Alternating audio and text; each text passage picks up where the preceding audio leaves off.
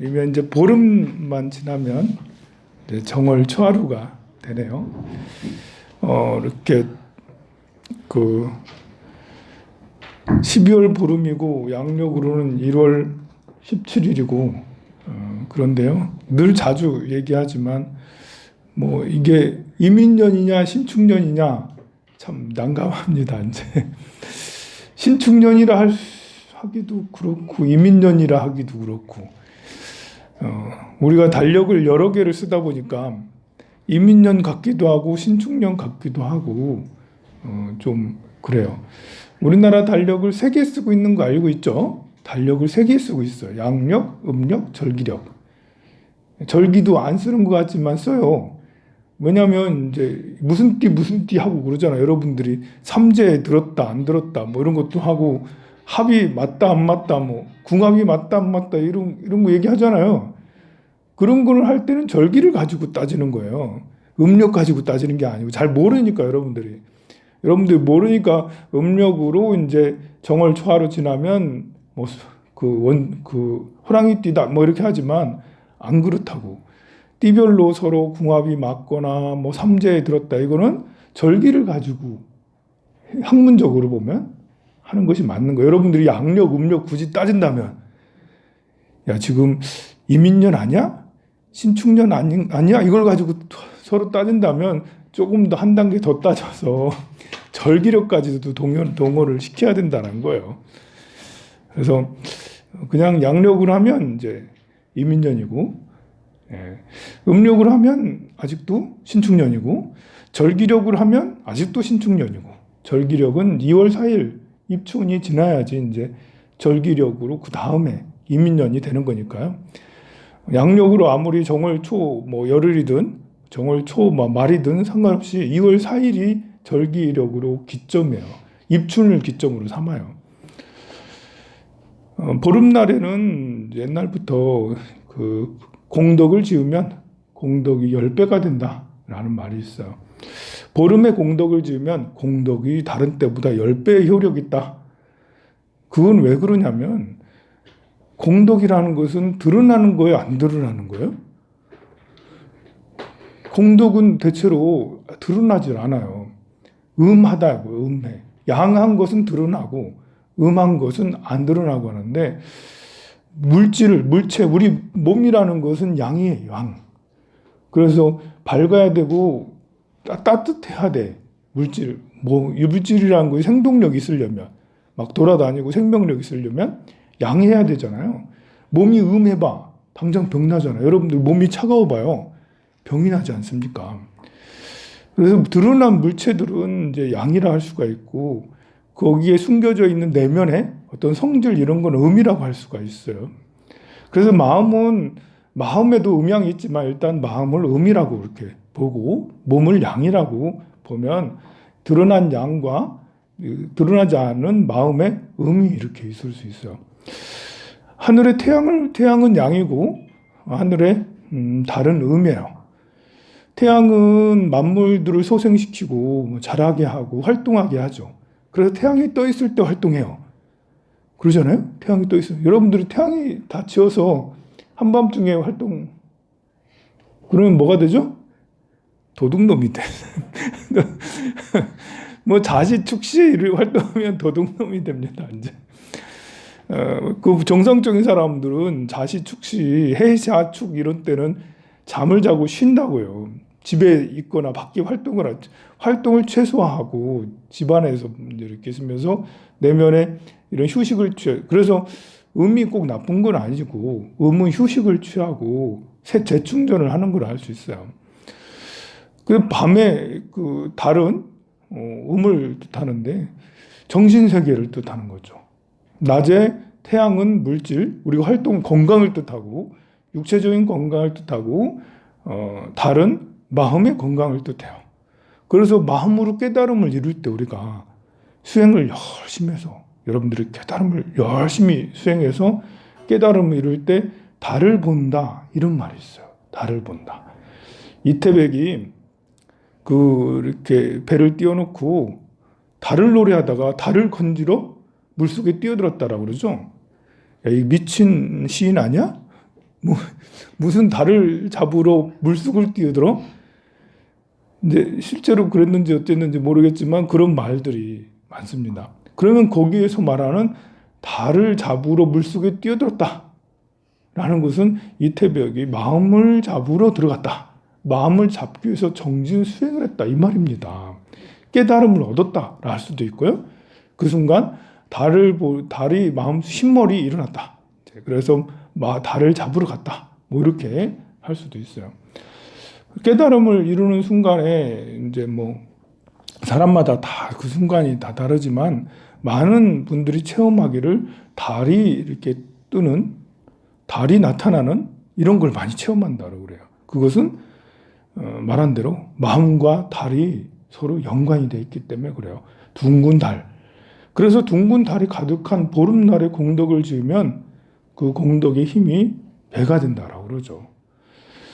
사실 우리에게 기념일 날에 뭐가 이렇게 공덕을 짓는 축하해주고 공덕을 짓는 건 사실 필요합니다. 생일날도 좋은 태어난 날이니까 기받아 태어난 날 아니에요? 그때 공덕을 지어주고 좋은 일을 해. 생일 축하를 해주는 게 일단은 좋은 일이잖아. 혼자 남이 해주는 사람 없으니까 스스로 축하도 해주긴 하는데 그렇게라도 해야 되는 거죠. 남이 축하해주는 사람이 없어. 그럼 나라도 혼자 케이크 사다 놓고 촛불 켜놓고 야 너 고생한다 야 이러면서 이제 나는 나인 것 같아도 내 몸은 내가 아니니까요. 그래서 내 몸을 이끌고 살아온 나를 내 속에 나는 많아요. 내 속에 나는 108가지 나가 있어요. 108가지 나 중에 그 중에 108번째 내가 나머지 107개의 마음을 축하해 주는 거야. 107개의 나를 축하하는 거죠. 나는 지금까지 살아온 몇십 년 동안 살아온 나. 야, 너 고생이 많다, 야. 너 축하 좀 해. 이렇게 생일이 됐으니 너 좀 내가 축하해 줄게. 하면서 생일 케이크에 불을 붙이면서 혼자서 생일 축하합니다. 이렇게 하시라고 혼자서 해주는 사람 없으면 자기라도 내가 108가지의 다른 마음들을 축하해 줘야죠. 108가지의 다른 나 자신을 축하해 줘야 됩니다. 그러면 이제 이렇게 축하를 받은 나는 기가 살고 기운이 일어나요. 에너지를 받는다라는 거예요. 가족들이나 친구들이나 이웃들이 생일날을 축하해 줘. 그 기를 주는 거죠. 응원을 해주는 거잖아요. 축하를 받으면 순간적으로 내가 기분이 좋아지고 에너지가 막 이렇게 일어나잖아요. 그게 마중물이 돼서 침체돼 있던 내가 더 나아지고 그냥 보통이었던 내가 더 이제 좋은 자질로 더 성장하게 되고 그래서 여러분들은 가족이든 친구든 누구의 생일이 있으면 꼭 챙겨주는 게 좋죠. 뭐 미역국을 주든 아니면 뭐 그냥 이제 그 카톡 선물에 카카오 선물로 주든 아니면 실제로 뭘 주든 뭐 말이라도 선물을 축하한다라고 해주는 게 좋습니다. 다른 기념일도 많이 있죠. 기일도 마찬가지예요. 우리 어머니 돌아가셨어요. 우리 아버지 돌아가셨어요. 기일이 되면 여러분들 제사를 지내잖아요. 제사를 요즘에 생략하고 안 지내는 분도 많고 합치는 분들도 많은데요. 합치더라도 아버지, 어머니, 할머니, 할아버지 합치더라도 기일날은 그래도 내 마음속으로 기일날을 부처님전에 축원을 올리든지 기일날을 기념해서 통도사 같은 데 가서 이제 기왓장 우리 어머니 전인식 영가 극락왕생하게 해주세요 이렇게 쓰든지 그렇게 하면 그게 기일날을 좀 챙기는 게 돼서 내 자신에게도 좋고 내가 선한 우리 어머니 아버지를 위해서 돌아가신 망자를 위해서 내가 했다라는 선행을 하고 나면 그 선행을 받는 당사자보다 선행하는 사람이 더 큰 가피를 입어요. 선행을 했던 나 자신은 자존감이 커지고요. 또 선행을 받는 사람도 역시 나를 챙겨주는 사람이 있구나. 나에게 관심 있는 사람이 있구나. 그래서 이렇게 에너지를 이렇게 받게 되죠. 돌아가셔서 이미 다른 생으로 환생을 해도 상관이 없어요. 환생을 해도 마음은 전해지게 되고 마음은 차원을 넘어서요. 다만 이 차원에서 그 다음 차원에는 에너지가 이렇게 곧바로 전달되기보다는 조금 에너지의 힘이 약할 뿐이지 다른 차원, 다차원으로 이렇게 이동을 해서 계신 이미 돌아가신 분이라 하더라도 우리가 기도를 해드리고 하면 통한다고 저는 확신합니다. 그래서 결혼기념일도 마찬가지예요. 옛날 뭐 여러분들 부모님 세대는 결혼기념일 모르고 살았지 뭐 그런 게 어딨어. 그만큼 인권이 바닥이었던 거예요. 그만큼 보살님들이 차별을 많이 받고 엄마들이 부엌대기밖에 되지 않고 존재감이 하나도 없었기 때문에, 그리고 결혼하러 온 날이 행복한 날이 아니었어요. 팔려온 거였어. 팔려온 거. 그 집에 노예 생활하러 집에 애 낳으러 집에 왔어. 노예 생활하고 살림하러. 그래서 그때는 결혼기념일이 오히려 기념하기가 좀, 거사님들한테, 남자한테는 기념 날이죠. 성취한 날, 가진 날, 뺏어온 날. 남자한테는 대단히 좋은 날이 결혼기념일이겠지만, 여성들한테는 이거는 뭐 별로 이렇게 기념하고 싶은, 추억하고 싶지 않은 그런 걸 알 수 있는데요. 그래도 인권이 많이 성장해서 대한민국이 정말 많이 좋아지지 않았습니까? 지금 젊은이들은 결혼 잘했다, 뭐 이렇게. 여러분들 중에서도 지난 내 생애 중에 제일 잘한 게 뭐냐라고 뒤돌아봤을 때 많은 분들이 나 결혼 잘했다, 이렇게 생각하는 분이 많아요. 그리고 또 많은 분들이 자식 잘 낳았다, 자식 낳기를. 그리고 많은 분들이 절에 잘 왔다, 이런 이제 내 인생 중에 가장 잘한 걸 뽑으라면 그런 걸 뽑는데요. 그러면 이제 결혼 기념일 같은 거 정말 챙겨야죠. 서로 그러지 않다 하더라도, 이렇게 그 관계가 별로 안 좋다 하더라도, 관계가 안 좋은 건 어떻게든 푸는 게 사실 좋잖아요. 뭐 안 풀어도 뭐 할 수 없겠지만 뭐 그래도 풀면 좋으니까 풀 때 이제 이렇게 기념일을 계기로 기념일을 기념해서 서로 대화가 안 되더라도 그냥 부처님 전에 기념일입니다, 뭐 이렇게 하면서 부처님한테 기도를 하고, 지금은 안 좋지만 언젠가는 잘 풀려서 회원석결이 빨리 되길 바란다라고 그렇게 하면 좋죠. 기념일은 그래서 참 좋은 거, 챙기는 것은 참 좋습니다.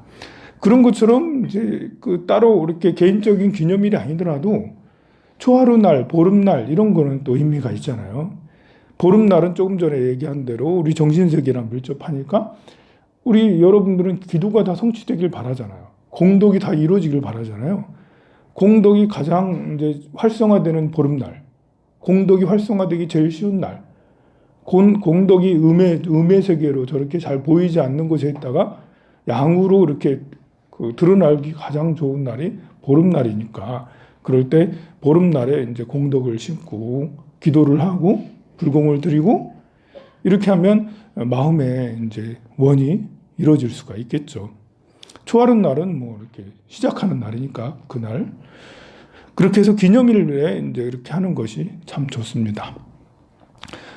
이렇게 요즘에 국제 뉴스 보면 새해가 됐는데 새해 딱 1월 2일 날 되면서 카자흐스탄 이 뉴스에 딱 또 카자흐스탄이 이제 농성을 하고 폭동을 일으키고 이렇게 시위를 했다라고 그랬어요. 여러분들이 별 관심 없을 수도 있지만 그래도 알아두면 좋아요. 대한민국은 이미 동아시아의 작은 조그만 나라가 아니라 세계화된 나라가 됐어요.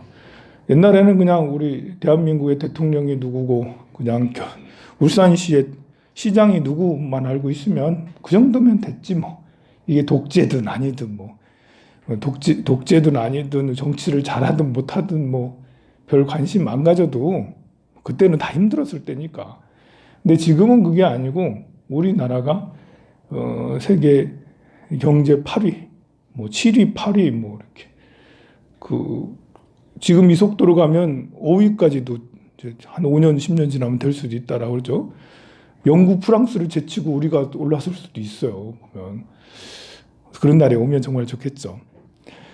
그만큼 이제 국제적으로 우리가 신장이 됐으니 이렇게 높아지면 이렇게 관심도 많이 갖고 사람들의 의식도 높아지고 그래야 되는데, 그래 카자흐스탄에서 농성이 일어났는데 그 이유를 우리가 살펴보면 현재 우리 상황들도 잘 이해할 수 있어요.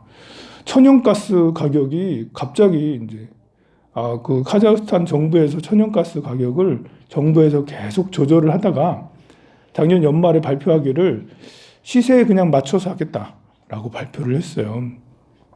정부에서 그 에너지 가격을 천연가스를 계속 하다 보니까 천연가스 가격이 낮아. 그럼 여러분들이 차를 LPG 차를 사겠어요? 아니면 기름 떼는 걸 하겠어요? 당연히 LPG 차를 타죠. 천연가스가 싸니까 천연가스 에너지를 많이 쓰고 있었어. 그런데 갑자기 에너지 가격이 이제 작년 연초부터 연말까지 유럽에는 심하게는 5배까지 올랐거든요. 천연가스 가격이.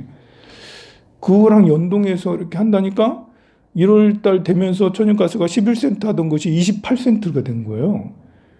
생각을 해보세요. 11센트 하다가 28센트. 어떻게 된 거죠? 3배 가까이 오른 거예요. 2배 반 이상, 3배 가까이 우리나라에서는 그런 일이 있을 수가 없죠. 우리나라는 이미 많이 선진화돼서 또 그리고 무역 이런 것들을 이미 천연가스가 그렇게 올랐는데 왜 우리는 천연가스 가격을 안 올리냐? 우리는 이미 뭐 카타르라든지 이런 데랑 계약을 10년짜리 장기 계약을 해놨어요. 픽싱을 시켜놓은 거예요. 장기 계약을 하면 그 가격을 그대로 쓰는 거예요. 천연가스 가격이 5배 오르든 10배 오르든 관계없이 예전에 계약한 대로 그대로 하는 거죠. 이게 좋을 때도 있고 나쁠 때도 있어요. 나빴던 거는 이제 우리 조선, K조선이 한때 망했었죠. K조선이 망했을 때, 플랜트 사업 이런 거 해서 망한 거, 이런 것이 또 이제 뭐죠? 그 현대상선 이런 게 망한 게 배 계약을 용선료라고 그러죠.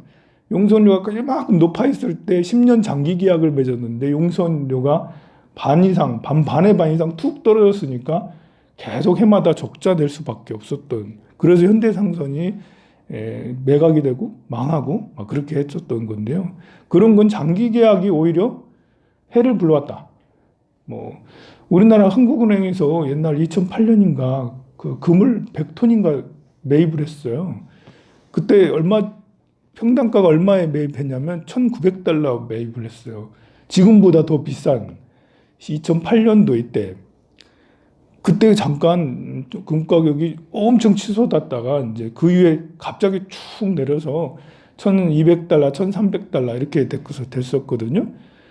그러니까 거의 반 가격, 2배로 지금 높은 가격에 사놨어요. 지금이야 이제 또이또이돼서 이제 그렇지만. 그러니 정부가 한번 정책을 잘못 쓰면 정말 그렇게 큰 손해 보는 일들이 생기는데 천연가스는 해마다 국정감사에 나가면 왜 장기 계약을 해가지고 이렇게 비싼 가격에 천연가스를 쓰냐고 계속 얻어맞았어요, 정부가. 그런데 갑자기 천연가스가 몇 배로 쭉 올랐잖아요. 참 이런 일도 있어요. 복불복이라고. 그래 이제 카자흐스탄이 갑자기 천연가스를 올리니까 국민의 에너지거든. 전기료를 지금 3배 올려봐야 여러분들 폭동할 거야, 안 할 거야?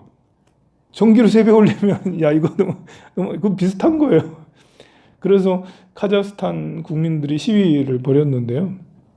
정부의 대응이 좀 이제 전국적으로 막 이렇게 크게 시위가 일어나니까 카자흐스탄 생긴 이래로 가장 시위가 격렬했을 거예요.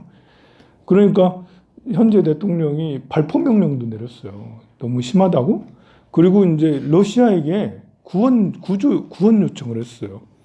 뭐 CSTO인가 무슨 조약이 있어요. 나토처럼 북대서양 조약기구처럼 러시아하고 카자흐스탄하고 이렇게 벨라루스하고 이런 나라들이 서로 우리나라가 위험하면 러시아가 좀 도와줘 이런 조약이 있는데 그 조약을 발동해서 러시아를 끌어들였어요. 그래서 러시아의 해병대처럼 그런 방위군을 투입돼서 며칠 만에 진압을 했는데요. 도대체 왜 그런 일이 일어났을까? 천연가스뿐만 아니라 사실 카자흐스탄은 되게 큰 나라거든요. 우리나라 땅의 27배 정도 돼요. 남한의 27배 정도 돼요. 그러니까 세계에서도 9번째 큰 나라예요. 카자흐스탄이. 이제 세계에서 제일 넓은 나라는 어딘지 알죠? 어디게요? 다 알면서 얘기를 안 해요. 세계에서 제일 넓은 나라는 러시아고 두 번째 넓은 나라는 캐나다지, 캐나다. 초등학교 때 생각을 해봐요. 그 연습 다 했잖아, 초등학교 때. 세 번째 넓은 나라는 중국일까, 미국일까? 미국이 더 넓을까, 중국이 더 넓을까? 맞아요, 미국이 더 넓어요. 미국이 세 번째고 중국이 네 번째입니다. 그 다음에 넓은 나라는 호주가 되고요. 그 다음에 브라질하고 아르헨티나, 다음으로 카자흐스탄이에요. 어마무시하게 넓어요. 내륙국에서는 제일 넓다고 할 수가 있어요. 바다가 없죠, 카자흐스탄은. 어디 있는지 위치는 알죠? 중앙아시아에 이렇게. 중국하고 러시아 그 사이 어딘가에 이제 중앙아시아 한 가운데, 유라시아 대륙 한 가운데 있습니다. 인구는 얼마 안 돼요. 1800 몇십만 명인데, 그렇게 넓은 땅에 인구가 얼마. 그런데 이 나라는 정말 대박인 나라예요. 천연가스 매장량이 거의 세계 1위에 가깝고요. 석유, 원유 매장량도 어마무시하게 많아요. 그리고 각종 히토류도 여기에 쫙 깔렸어요. 히토류, 땅이 넓은 만큼. 히토류, 중국이 맨날 히토류 가지고 이렇게 그 무역전쟁 할 만큼 히토류를 하잖아요. 카자흐스탄은 정말 많은 히토류들이 매장돼 있어요. 그런데, 그럼 카자흐스탄 국민들은 부자여야 되지 않아요? 생각해봐요. 천연가스 갖다 팔고 원유 갖다 팔고 그럼 부자여야 되잖아. 사우디 나라 시민으로 태어나면 어떻게 되는 줄 알아요? 내가 사우디 나라의 사우디 국민 국민 권리를 뭐라고 하죠? 주민권을 가지고 있어. 시민권을 가지고 있으면 어떻게 되냐면 대학교까지 무료뿐만 아니라 대학에 들어가면 돈 줘. 대학원에 가서 뭘 박사과정 한다면 돈 줘. 돈 줘가면서. 그리고 직업이 없으면 고생한다고 따로 $10,000인가요? 얼마씩 줘요. 직업이 없다고 돈 준다니까요? 그래서 4인 가족이 직업이 다 없으면 거의 뭐 몇백만 원씩 한 달에 이렇게 받아가면서 살아요. 왜 그러겠어요? 그 나라의 석유가, 천연가스하고 석유들이 펑펑 나는데 그거를 사우디 왕가에서는 독점도 하지만 자기들이 많이 챙기기도 하지만 자기네 나라 시민들에게 많이 풀기도 한 거죠. 시민들에게 복지도 하고 도시도 건설도 하고 또 국방비도 어마무시하게 많이 쓰거든요. 무기 수출 거의 1위인가요? 2위 할 정도로 사우디가 무기 수입을 엄청 많이 해요. 엄청 많은 무기들을 막 사들여. 그렇게 이렇게 뭐 자원이 많으면 국민들이 이렇게 부자여야 되는데, 카자흐스탄은 자원이 그렇게 많은데도 불구하고 국민들이 찢어지게 가난해요, 정말. 춥기도 하고, 우리 고려인들이 한 10만 명 살거든요, 거기에. 1800만 명 중에 한 10만 명 우리 고려인이에요. 동포들이 너무 고생이 많아요, 거기서. 근데 왜 그런 현상이 일어났냐면, 자원이 아무리 많아도 정치가 안정이 안 되면, 정치가 독재가 되면, 이전 대통령이 30년을 독재질을 하면서 자기네 가문만 공룡 가문이 되고, 또 이게 이제 독재가 되면 또 이렇게 자원이 아무리 많아도 자원을 캘 줄을 모르잖아요. 그럼 자원을 이렇게 캐는 그런 해외 사람들하고 계약을 맺는데 불평등 계약을 맺잖아요. 그리고 거기에서 커미션을 엄청 받아먹고, 국민들한테는 세금으로 나가는 건 별로 없고, 세금을 많이 걷어들여야 되는데 세금으로 걷어들이는 건 별로 없고, 그 가문에서 받는 건 크고. 그래서 뭐 이렇게 지금 카자흐스탄의 제일 영향력이 큰 건 러시아이긴 하지만, 얼마 전부터는 중국이 이제 눈독을 들여서 중국인들이 무지막지하게 들어갔어요. 거기 일대일로 지역이거든요. 중국이 서구로 일대일로 하기 위해서 쭉 지나가는 길목이 카자흐스탄인데, 그 중국이 눈독을 들일 수밖에 없죠. 자원이 그렇게 어마무시하게 많으니까 중국도 자원 그 수입국이잖아. 엄청 많이 수입을 하잖아요. 필요하잖아. 그래서 카자흐스탄에게 많이 침투를 해서 정치, 경제 많이 침투돼 있어요. 그러니 정치가 그렇게 불안정하니까 국민들은 거짓골이 되고 특정한 몇몇 사람들은 그걸 누려서 부귀영화를 누리고 그런 상태에 국민들이 이제 얼마나 힘들겠어요. 그러다가 이제 진짜 이제 힘든 천연가스까지 하니까 폭동이 일어나게 됐어요. 국민들이 원하는 건 간단해요. 이렇게 천연가스 안정화시켜라. 그리고 투표 좀 제대로 하게 해달라. 투표를 제대로. 우리나라는 이제 투표는 제대로 돼 있잖아요. 근데 그 나라는 투표 좀 제대로 하게 해달라. 이런 그 조건밖에 아니에요, 보면. 예, 그런데도 과거에 이제 했던 대통령은 이번 그 폭동으로 인해서 아무래도 자기가 대통령을 내놓고 있어도 아직도 주요한 뒤에서 조정을 하고 있었던 거예요. 그런데 지금 이제 대통령은 그 전 대통령이 심어놓은 바지거든요. 바지 대통령인데 이 바지 대통령이 전략을 잘 짜는가 봐요. 그래서 어떻게 해서 이제 한 3년 정도 됐거든, 집권한 지가. 그래서 이번이 어쩌면 전에 이제 독재자를 밀어내고 요분이 우리나라에 몇 번 왔어요. 새 대통령이 와가지고 우리 문재인 대통령에게 형 동생 이러면서 형님 이러면서 이제 갑자기 와가지고 한글을 하는 거예요. 형님, 우리말로 형님 이러면서 우리 문 대통령한테 형님 이러면서 이제 그 현재 대통령은 그래도 중국에 너무 의지하지 않고 러시아에 너무 의지하지 않고 대한민국이 많이 필요한 거죠. 전 세계가 대한민국을 다 필요하고 있어요. 대한민국하고 가까이 해야 돼, 전 세계는. 왜 그런 줄 알아? 우리나라가 일단은 민주주의가 많이 발달돼 있고 공정한 나라가 됐고 그 다음에 이제 중요한 게 방산 기술이 경제도 뛰어나고 그래서 뭐 현대자동차, 삼성전자 이런 것들이 그 나라들에게 이제 가서 자동차도 만들어줘, 뭐 좀 만들어줘 이런 것도 있는데요. 무엇보다도 무기 좀 전수해줘 이거거든요. 이미 지금 문 대통령이 그 아랍에미리트하고 이집트하고 이렇게 그 중동 3개국 순방 중이에요. 왜 순방 갔냐면 무기 팔러 가신 거예요. 무기 팔러. 전에도 호주 갔었잖아요. 그때 무기 이렇게 레드백이라고 그때 6조인가요? 6조 원어치 그 거래를 하고 왔어요. 이번에도 아랍에미레이트하고 4조 원 이제 천궁이라고 이제 시스템이 있습니다. 방어 시스템.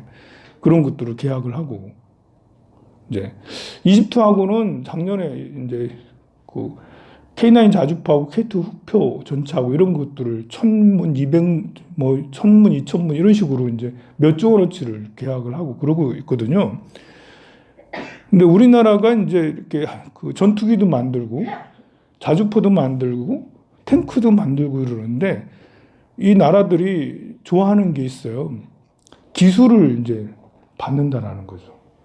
우리나라는 주기도 하고 서비스도 잘해주고 또 기술도 일부 이렇게 전수도 해주고 그런데 무엇보다도 국제적으로 이제 미국이 인정해주고 있어요.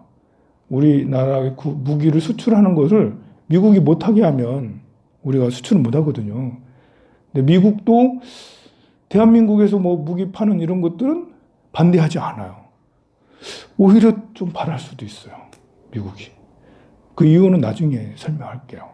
미국이 왜 우리나라가 이렇게 무기를 더 잘 만들기를 원하는지, 우리나라는 무기를 앞으로 더 계속해서 더 잘 만들어질 수밖에 없는 이유에 대해서는 나중에 설명하고, 그리고 카자흐스탄은 이제 그런 이런저런 이유로 우리 대한민국하고 굉장히 가까이 지내려고 현재 대통령이 노력을 했는데 이번 그 폭동의 영향이 어떻게 될지 러시아가 일본에 바로 들어갔잖아요. 3일 만인가?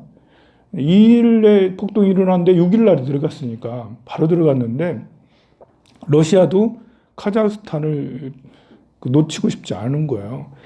러시아는 카자흐스탄에 결코 좋은 이들이 아니거든요. 왜냐하면 핵폭탄, 핵실험도 거기서 다 하고 무슨 기지들이 거기 많이 있어, 카자흐스탄에.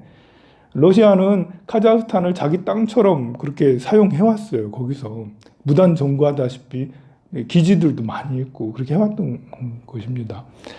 근데 근래에 이제 러시아하고 우크라이나하고 서로 사이가 이제 전쟁이 일어난다. 전쟁 준비를 하고 있거든요. 우크라이나 접경지대에 러시아 병력들이 결집하고 있고 또 우크라이나도 지금 방어를 하기 위해서 방어 체계를 만들고 있고 그래서 일촉즉발의 이제 상황인데요.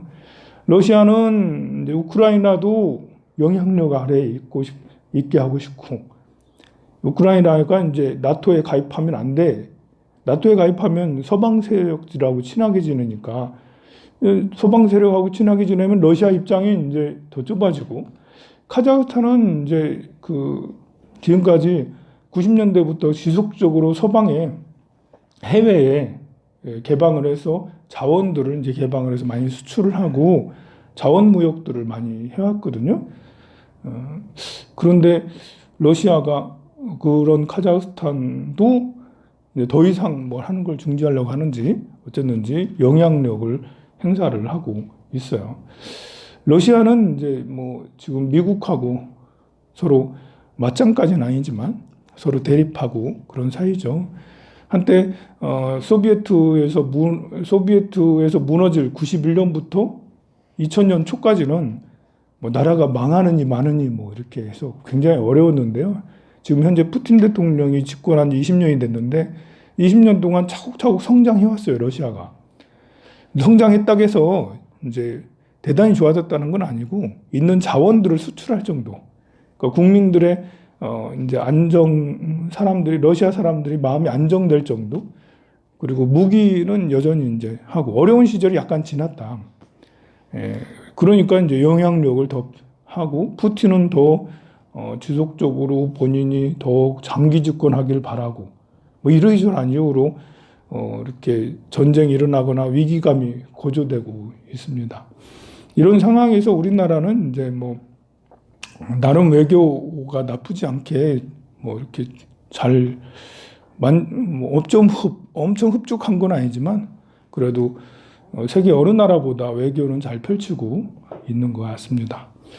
자, 12월 보름날 여러분들과 함께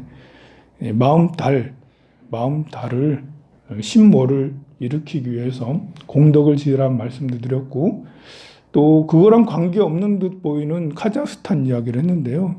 이것은 하는 이유는 의식을 확장시키라고 하는 거예요. 우리가 이제 하나 더 관심을 가지고 왜 그럴까?